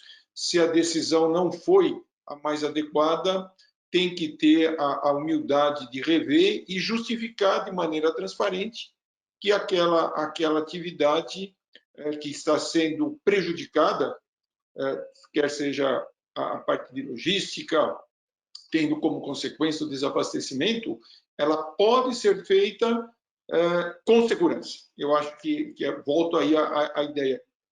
O conceito que o Tejon deixou aqui é do E. Posso fazer isso e manter a saúde da população. Eu queria só fazer um comentário adicional, Ivan, sobre este assunto. e convocar muito a sociedade civil organizada, porque a gente fala muito de governo, mas olha, a sociedade civil organizada de todas essas cidades, envolvendo a associação comercial, industrial, os sindicatos rurais, Rotary, Lions, este pessoal todo pode muito bem criar agora uma comissão de crise na cidade para enfrentar esse assunto. E queria convocar coragem também, porque, por exemplo, esse assunto que a Teca falou sobre as máquinas, da Jato, com quem eu conversei ontem, eles mantêm lá o serviço de atendimento e o setor de peças não parou. Da mesma forma, sou membro do conselho do Grupo Aster, lá do Mato Grosso, revenda John Deere, mantém ali atuante um setor de atendimento e as peças não param. Então, é possível, sim, muita gente da sociedade civil organizada tomar uma atitude protagonista e não ficar sempre esperando, né, pelo telefonema sagrado aí do nosso amigo Gustavo, que disse que está fazendo isso, e ele mesmo ligando. A sociedade civil organizada pode fazer muito mais de bom senso neste momento. E, Tejão, esse comentário que você fez agora no final, acho que conecta com mais um grupo de perguntas que tem aqui. Algumas foram até enviadas especificamente para a Teca, por ela ter mencionado na palestra dela o cuidado com as pessoas, o cuidado com os colaboradores. Tem muita gente aqui pedindo para vocês se vocês conseguem passar algumas orientações ou algumas boas práticas ou algumas experiências que vocês estão vendo no mercado, para que sim, para que a gente continue deixando as cadeias produtivas funcionando, mas de uma maneira segura. Então, assim, pontos específicos como qual que é a recomendação que vocês dão para que os pequenos produtores consigam entregar seus produtos em cooperativas, ceasas, mercados e assim por diante. Se vocês pudessem comentar um pouco sobre esse tema. Bem, tem nosso cientista aí. Eu acho que as medidas que estão sendo amplamente divulgadas, a primeira coisa é o distanciamento entre as pessoas. O grande transmissor desse vírus são as pessoas. Então, manter essa distância mínima entre os colaboradores ou quem está prestando o serviço e aquele que está recebendo o serviço de cerca de 2 metros.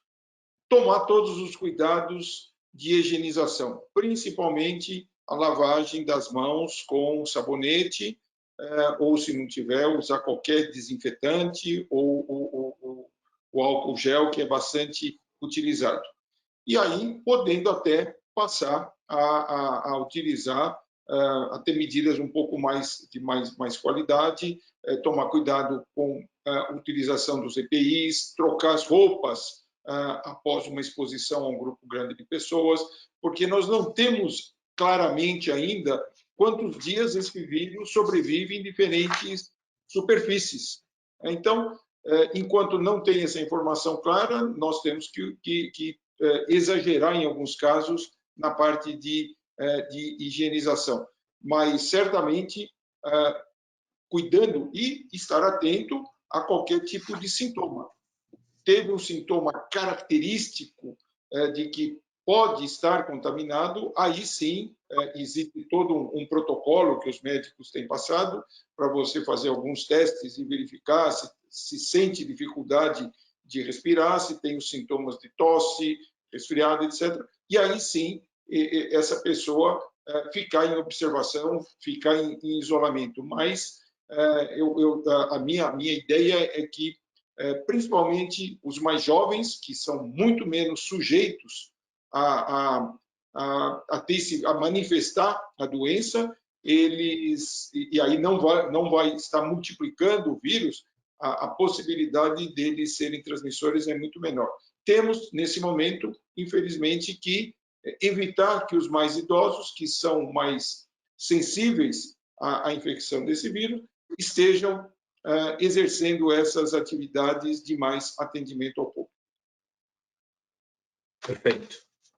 Teca, quer comentar também? Posso? Claro. Vou pegar o gancho aí do professor Menem, eu só iria acrescentar isso que o senhor já falou no final, que são os mais velhos. Então, 2 coisas. Eu vim de São Paulo, né? Então, é o contágio com as pessoas. Eu vim de São Paulo com os meus... Opa, deu um probleminha aqui, voltou. Eu vim de São Paulo com os meus netos e aqui pra... E eu cheguei de São Paulo e eu fiquei na fazenda, estou há muitos dias sem ir para a cidade. Então, eu acho que qualquer ser humano aqui tem que ter essa... Né? Eu não vim aqui para circular. Agora que já passou um tempo grande que eu estou aqui, pode ser que eu vá em algum lugar. Mas, assim, eu acho que um cuidado que qualquer um precisa ser produtor rural, a gente tem que ter com as outras pessoas. Com os meus funcionários, eu gostei muito, o professor falou, 2 metros, então eu brinco, agora não pode nem dar a mão. Eles, é verdade, dona Tereza, é isso aí. Agora, uma coisa prática, né, que eu gosto muito da coisa prática, o olhar, só para acrescentar um pouquinho mais do que o professor falou, com as pessoas de grupo de risco. Então, todo mundo tem na sua fazenda aquela família de mais idoso que está na fazenda há muito tempo, ou o pai do fulano, é óbvio que aqui também, dentro da fazenda, dentro da roça, a gente tem que deixar essas pessoas um pouco fora dos trabalhos do dia a dia, ou etc, etc. Continua, na fazenda continua a mesma coisa. Vamos olhar para essas pessoas. Tem algum sintoma? Eles estão com alguma coisa? Ou uma tosse, alguma coisa? Puxa vida, é neles que a gente tem que chegar. E outra coisa, vamos... Nesse lance que a gente está falando, essa palavra solidariedade, vamos olhar para outras pessoas também, que às vezes é um pequeno, aqui na minha região tem, pequeno sitiante, que ele vende a produção dele, entrega até em alguns lugares, e eles são os idosos. Quem é que pode ajudar? Eu posso ajudar? Eu posso ir lá? Um funcionário meu pode ajudar? Eu acho que é isso também. Eu acho que aqui hoje, essa questão do coronavírus, aqui hoje eu digo no mundo, no Brasil, né, que eu gosto de me conectar com tudo isso, uma coisa muito maior que está acontecendo, é esse olhar. O que cada um... Eu falo muito isso na vida, no dia a dia, e eu continuo falando hoje com esse problema do coronavírus. O que cada um pode fazer para o seu desconhecido? Por conhecido é fácil, gente. Conhecido está aqui, a gente já sabe. Mas para o desconhecido, o que nós podemos fazer, né, de ajuda prática mesmo? Eu acho que é por aí. E as outras coisas o professor já falou, que é usar cada vez mais EPI, não é estar com um olhar atento do que está, mais do que a gente já tem. Como que nós podemos zelar, estar junto e ajudar os colaboradores e os desconhecidos? Eu acho que é isso aí. Cada líder da sua atividade precisa fazer exatamente aquilo que, aliás, retoma a conversa com o Gustavo de Junqueira ontem. É necessário que cada segmento crie os seus protocolos. E existe uma feira livre aqui em São Paulo, no Jabaquara, que é organizada pela Secretaria de Agricultura, que está atuando sob todos esses rigores de espaçamento entre barracas, de álcool para as pessoas higienizarem a mão, e um grande conselho: não meta a mão nos vegetais. Não bote sua mãozinha nos vegetais para ficar apalpando. Então, tem um processo de protocolos e rigores que, se ele for implementado, cada um no seu setor, e, logicamente, um pequeno produtor que vai levar a sua mercadoria ao CEAGESP, é o CEAGESP que precisa determinar esses protocolos e esses rigores de como fazer. Portanto, o grande conselho é um momento de cada líder empresarial na sua cadeia produtiva, e cabe a locomotiva da cadeia produtiva, as maiores organizações de cada cadeia produtiva estabelecerem os procedimentos, os protocolos para toda a sua cadeia, o seu supply chain. Agora, sem dúvida, uma educação. Aliás, tem um amigo meu lá do Espírito Santo, Mauro Quintão, ele tem uma empresa de higienização. E ele me disse: nunca trabalhei tanto na minha vida e nunca aumentei tantos negócios como agora, uma empresa de higienização. Perfeito. Eu acho que esse ponto, professor, dá mais um comentário aqui, Ivan, posso? Pois não, claro. O agro pode dar lição nisso daí. Os produtores, sabe, eu sou filho de produtor rural que tinha granja, os cuidados que a gente tem quando recebe visitas para reduzir a chance de introduzir patógenos. As pessoas, às vezes, a sociedade fica muito preocupada com contaminação química, resíduo de defensivo em produto. Como o Tejão disse, e biológicos. Então, os biológicos, nós estamos vendo claramente aí que a chance de causarem problemas é muito grande. Então, nós temos que nos preocupar. A gente vê o cuidado que o produtor de citros tem em fazer pedilúvio para evitar a introdução do agente causal do cancro cítrico. Às vezes, a necessidade de você utilizar diferentes medidas de manejo. Então, a agricultura ela pode dar uma lição para a sociedade urbana, o que é um manejo integrado de praga. As pragas são muito semelhantes a esse vírus. Os conceitos de epidemiologia que a gente usa na agricultura, desenvolvimento de uma ferrugem na soja, de uma requeima na batata, são muito semelhantes ao que a gente verifica, aumento exponencial da doença, que a gente vai medindo a taxa de aumento de doença, a gente usa isso aí nos estudos de proteção de plantas. E, bem, tem uma informação interessante que chegou aqui para mim agora, falando aí de sanitização a jato, me diz aqui que emprestou pulverizadores para sanitização das cidades. Ou seja, vai pulverizar tudo por aí, meu caro bem. Ótimo. Já recebemos aqui em Piracicaba, inclusive, sugestão de agricultores que, se houver necessidade, podem colocar os seus tratores, que a gente tem que ver os prós e os contras, para ajudar na sanitização de algumas estruturas, como terminais de ônibus, pontos de ônibus, estruturas onde se faz os varejões ou as feiras. Então, é um momento de união, é um momento de nós termos criatividade, mas sempre com o respaldo do conhecimento. Deixa eu usar esse gancho, gente, para fazer aqui a nossa última pergunta. A gente está um pouquinho apertado de tempo, então eu agradeceria se vocês conseguissem tocar esse tema um pouquinho mais rápido. Mas também tem um grupo grande de perguntas aqui falando sobre futuro, né? Aonde vocês veem as oportunidades para o Brasil depois dessa crise e se vocês veem as lideranças do agro preparada para essa retomada após a pandemia? Eu deixaria com a Teca, porque ela é a jovem líder que com certeza é um exemplo positivo para esse futuro. Teca, vai você aí nessa questão. Eu adorei, eu gostei muito dessa pergunta aí, e eu comecei a rir, porque eu fui indicada, né, para ser presidente, fui indicada o ano passado por 3 conselheiros, e top, sabe, assim, você ser indicada por gente top, aí você, né, você fala, nossa, aí a responsabilidade é muito maior. E eu me lembro, assim, de muita gente que falava assim para mim, ou se não mandava um recado, mas você está preparada? Você está? Lógico que não. É óbvio que eu não estava preparada, é óbvio que eu não estou. Eu estou aprendendo também aqui, eu tenho um pouco de qualificação, mas é óbvio que não. Então, essa pergunta, eu acho que para o que está acontecendo no Brasil, né, no mundo, com essa pandemia, ninguém está preparado.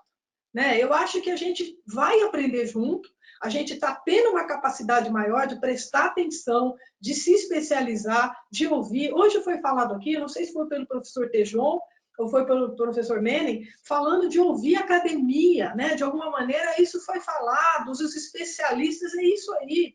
Eu acho que cada vez mais a gente tem que se apoiar, né? Nós temos grandes instituições aí no Brasil, nós estamos falando de educação, vamos falar de água, vamos falar de Embrapa, da Exalc, de tudo isso, né? Então, eu acho que esses líderes, nós temos que nos apoiar, é como ter um bom advogado. Eu falo que eu preciso sempre de um bom advogado, ainda mais agora que a gente entra em várias discussões, você tem que ter gente que te chancele. E nisso aqui também. Nós temos que andar junto com essa academia, com as pessoas que têm a capacidade disso e vamos aprender junto. Agora, uma grande liderança tem que estar com a sua base. Uma grande liderança, e se Deus quiser, um dia eu vou conseguir fazer isso, é cada vez mais estar junto com os seus. Você tem que estar junto com os seus, você tem que ouvir os seus para você poder fazer essa articulação, para você poder fazer essa ponte. Então, eu acho que a gente, estando junto com os nossos, ouvindo esses que têm a capacidade melhor, que são a academia, que são essas outras entidades, e abrindo um diálogo, gente, que é isso que foi falado muito aqui hoje, dialogar, ouvir, não é hora de ser bacana, é hora de estar junto, todo mundo junto. Razão, uma outra hora a gente vai ter. Agora, eu acho que é caminhar junto. Não sei se eu pude ajudar. Vamos lá. Vou dar minha opinião muito rápida, pode ser? Claro, por favor, professor. Eu acho que nós temos lideranças. O Brasil já deu uma lição. Antes de 1970, nós éramos importadores de alimento. Uma geração da década, que surgiu na década de 70, ele conseguiu fazer uma revolução. Segundo o Norman Borlaug, que é o ganhador do Prêmio Nobel da Paz, o que nós fizemos aqui no Brasil teve mais impacto, foi mais importante do que o que ele fez na Revolução Verde, que mereceu o Prêmio Nobel da Paz. Eu acho que nós temos grandes lideranças em todos os segmentos. O brasileiro é bem formado, nós temos bons profissionais em todas as áreas. O agro é uma atividade multiprofissional, mas que permite que essas lideranças surjam. Então, é só dar responsabilidade que eu tenho certeza que nós temos talentos, temos os idosos, que o Tejon já numerou, Fernando Cardoso, Nishimura, Ney Bittencourt, pessoas que deram uma contribuição enorme, mas temos muitos jovens. É um orgulho quando a gente vai numa empresa hoje e vê que a maior parte dos que estão tomando decisão é o que a gente chama de molecada. Foram todos alunos há pouco tempo aqui na Exalc, em outras escolas, e são pessoas que estão exercendo com muita ética e com muita competência profissional. Essa questão, Ivan, ela é muito pertinente e muito importante.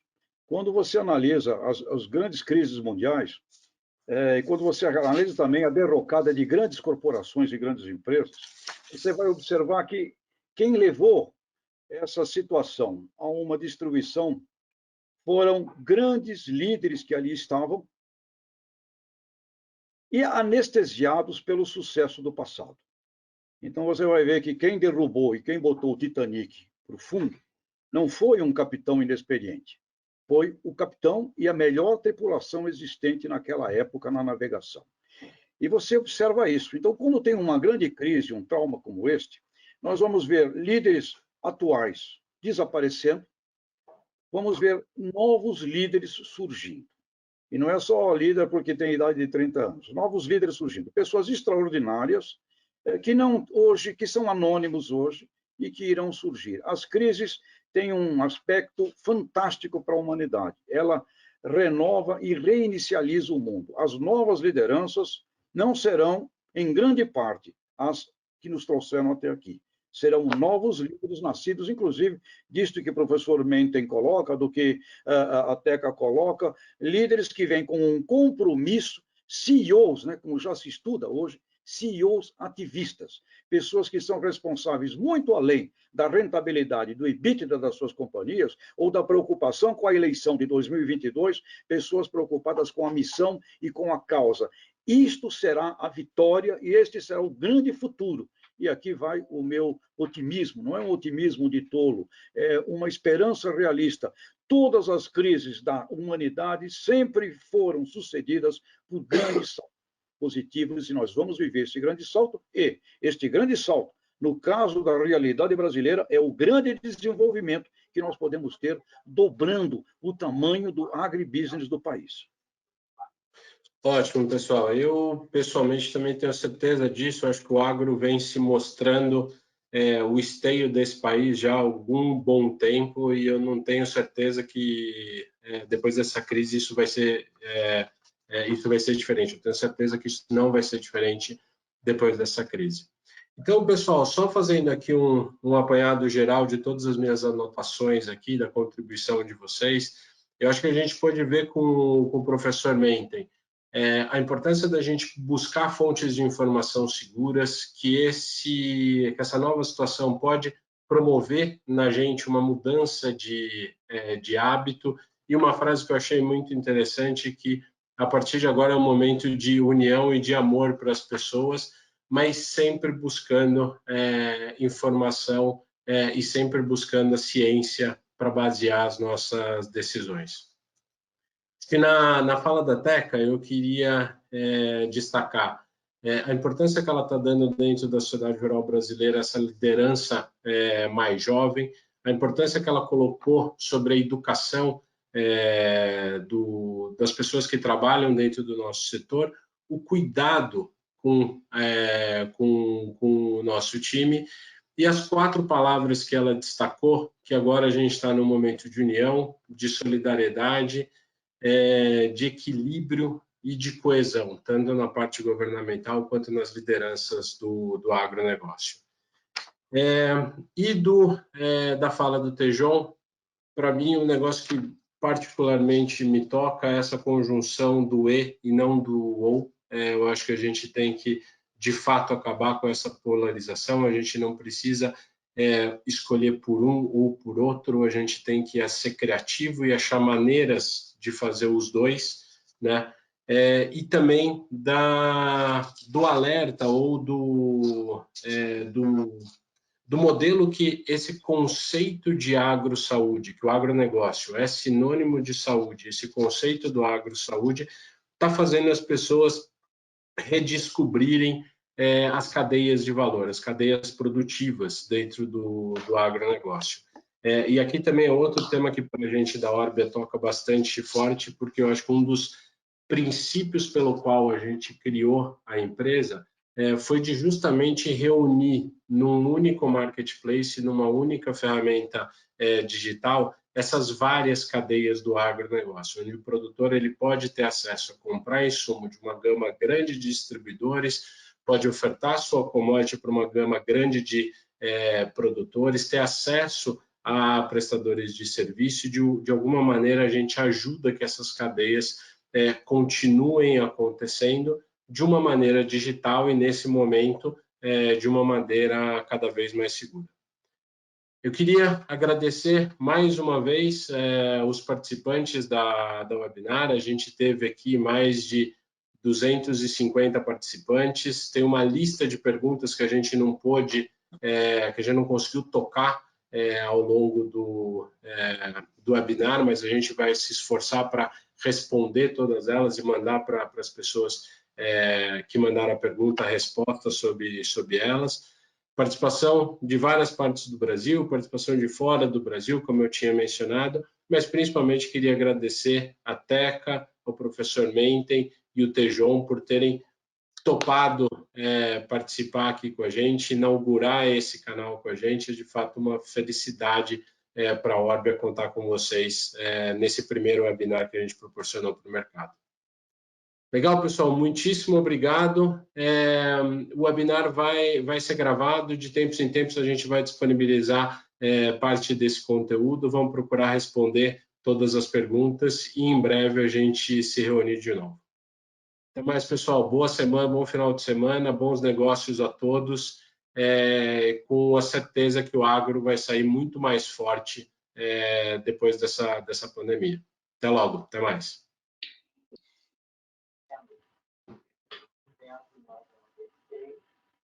Bye.